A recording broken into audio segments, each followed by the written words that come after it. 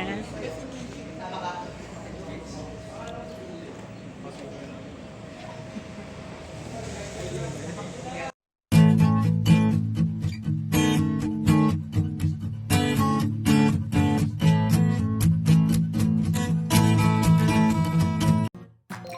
nagsimula na naman nga ang araw ni The Singing Mom. So today is Friday at kasama ko ngayon si Mister mag-aalmusal. So naghanap muna tayo ng balita.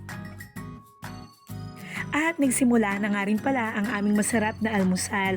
Pero syempre hindi kumpleto ang umaga namin kung wala kaming diskurso. Diskurso tungkol sa gobyerno, diskurso tungkol sa mga leaders ng ating bayan. Ay nako, minsan talaga hindi mo maintindihan ang buhay. Pero syempre kapit lang at iwala sa Diyos ang kailangan. Hello guys! Good morning! Today is September 20 and Friday. Ako lang mag-isa dito ngayon sa bahay. Ang aking mga bagets ay pumasok na. Maaga sila kanina, lalo si Kuya. Maaga siya, 7 o'clock pa lang. Kailangan na siya sa school. Si Sweetheart naman ay nag-report na ulit sa office. So, ganap today. Wala tayong trabaho today. Pero meron tayong mga bills na kailangan bayaran. Ngayong araw na to, hindi ko alam kung pupunta kami ng mall kasi bala kong tignan si Kuya ng cellphone kasi nasira na yung phone niya. Yung phone na gamit niya, galing pa sa akin yun. Tapos, pinasa ko kay Kuya. Ngayon, tingnan natin, nasira na. So, hanapan natin siya ng okay, pasok sa budget. At para may magamit na siya kasi hindi pwedeng wala na rin silang cellphone kasi iba na ang mga bata ngayon, ibang schooling ngayon, kailangan na rin talaga ng cellphone or laptop. So, i-check natin kung makakatuloy tayo ngayong araw na to. And then, cleaning time, everyday natin ginagawa yan. So, yun ang ating mga ganap today. At sinimulan na naman nga ulit ni The Singing Mom ang paglilinis ng bahay. Inuna ko ang carpet, ni Rolyo-Rolyo, tinupit-tupit, nilagay sa pinto, tinulak ang lamesa, ayan, sige pa, kahit mabigat. Ito namang isang carpet, tiglo pinulit natin at ibalik sa dating lagayan. So balik ang laptop, yan, check muna tayo dito. Ayan, sabi ko naman sa inyo, hindi kumpleto ang araw ng The Singing Mom kung hindi siya magmamap ng buong bahay. So kung makikita nyo, ayan, tulak ng upuan, lampaso ng sahig, o diba sige, area lang girl.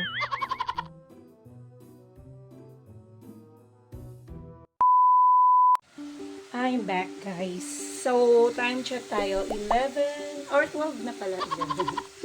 Inipin ko lang yung ulam. Hindi na ako ay, mainit. Ninit ko na lang yung gulay. Marami kasing ulam na natira. May ulam kahapon, may ulam ng isang araw. So, sayang naman kung itatapon natin, di ba? Pwede bibigay sa aso, pwede pa naman pang tao.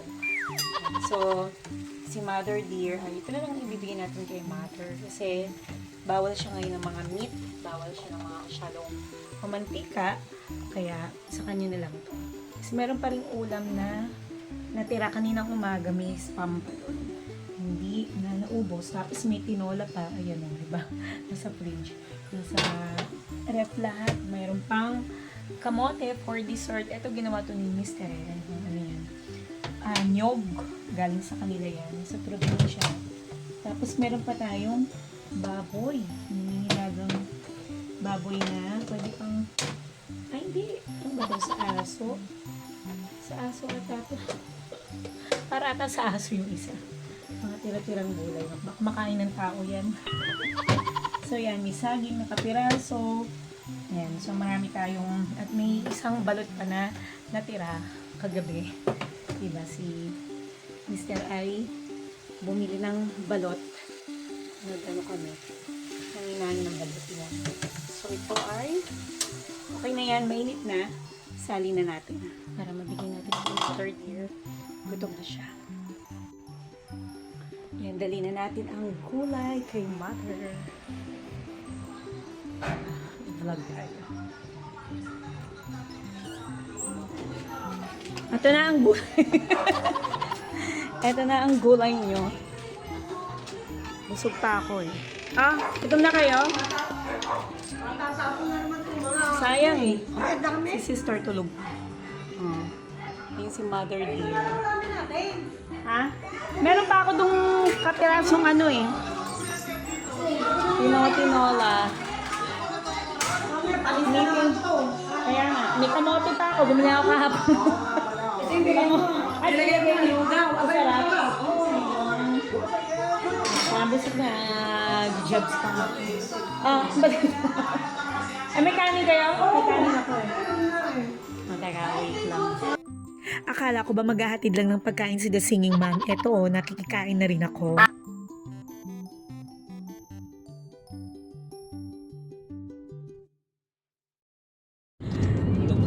Good morning, people.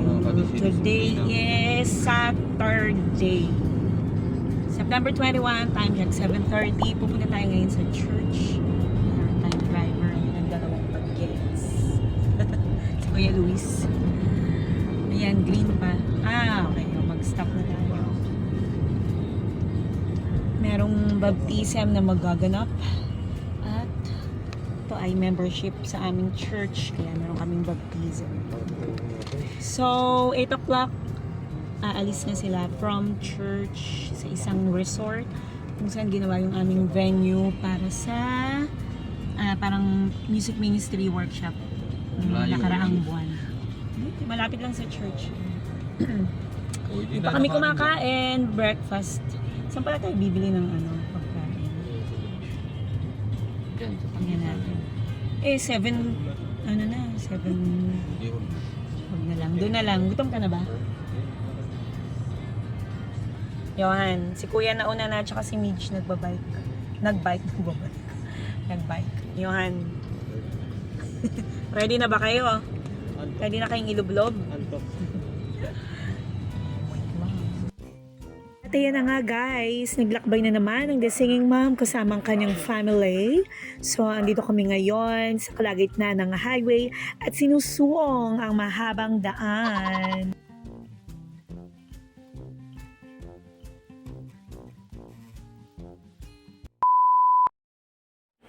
At ito na nga guys, narito na tayo sa lugar na kung saan gagawin ang baptism ng mga kabataan dito sa church. So marami sila kaya nakakatuwa.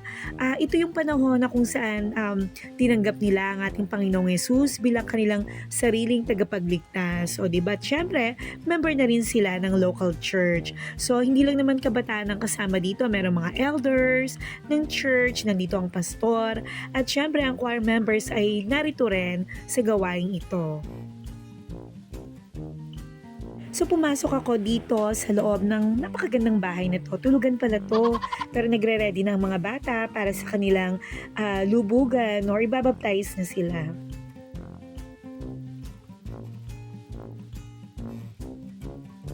So pumila na nga mga bata at nagre-ready na rin ng mga leaders ng church para kung saan ilulublob ang ating mga kabataang ito.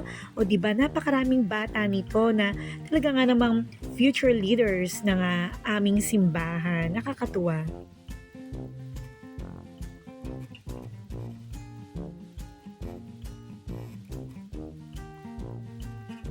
Siyempre, unang lumusong ang leaders ng aming simbahan. Nandiyan yung mga pastor at mga elders para gumabay sa mga bata. Medyo may kalamigan ng tubig, ha?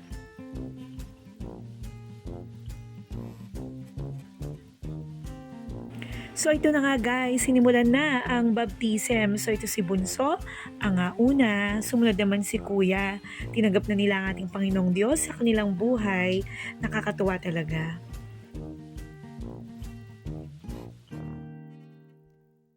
One eternity later. At syempre naman guys, pagkatapos ng baptism, hindi mawawala ang kainan. So maraming food na nasa table, maraming nag-share, maraming naghandog ng mga pagkain na yan. Kaya napuno ang ating lamesa, may pansit, may kakanin, may chicken, may cake, may fish crackers, at na may masarap na sausawang suka. Enjoy talaga ang lahat. So nandiyan ang mga kababaihan, present silang lahat. Ito nga palang birthday ng isa kong choir member, si Ate Neri. So celebrate na rin niya dito ang kanyang birthday, di ba? Kaya siya naka-red.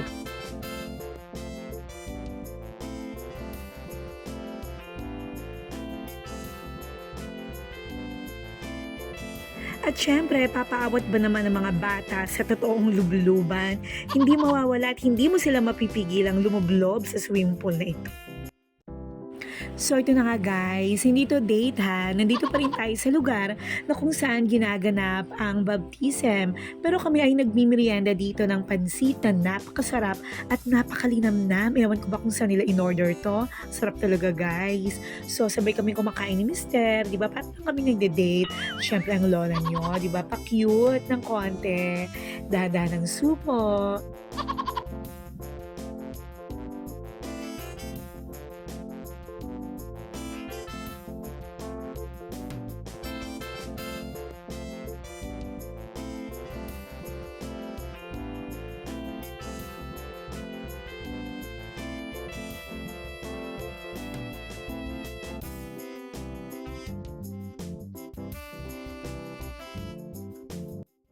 One eternity later. So, dito naman kami ngayon guys sa isang mall malapit sa amin at medyo ginutom kami kaya dumaan muna kami dito. Magraramen muna kami. Hindi ako naninermon. So, ito na nga guys. Nandito kami ngayon sa SM North Food Court. At itong si Mister naman kasi palagi nilang naghahanap ng ramen. Naglilihi na yata.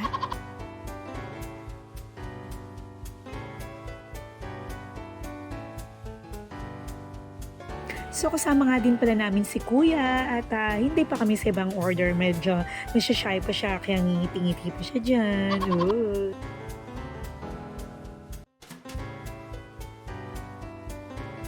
Kain tayo guys. Talagang gustong-gusto namin ng ramen ngayon. Ewan ko ba, nagkaisa talaga kaming lahat.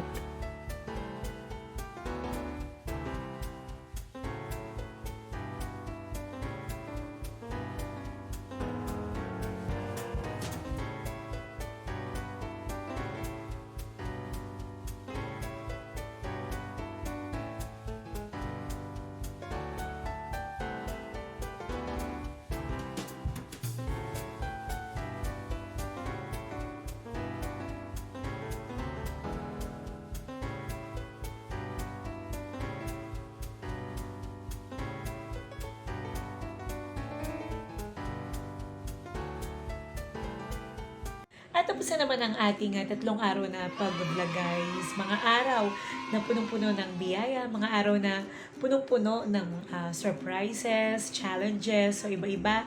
Kaya naman dapat tayo maging thankful, maging mas mapanalanginin para mas, alam mo yun, yung mas maging handa tayo sa anumang pagsubok, sa anumang mga haharapin natin sa bawat umaga.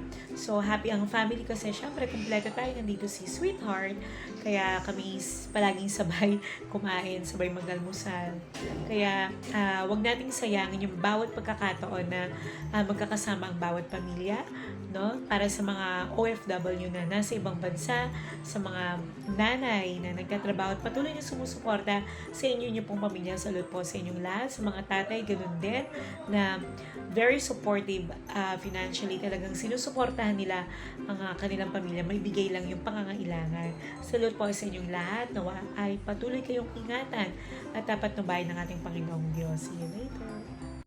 Hello guys, good evening and we're back to the Singing Mom Teslam Slush. Buhay Nanay, tonight guys, another beautiful verse from Psalm 5:11. But let all those rejoice who put their trust in you. Let them ever shout for joy because you defend them. Let those also who love your name be joyful in you. There's nothing quite like the joy that God gives us.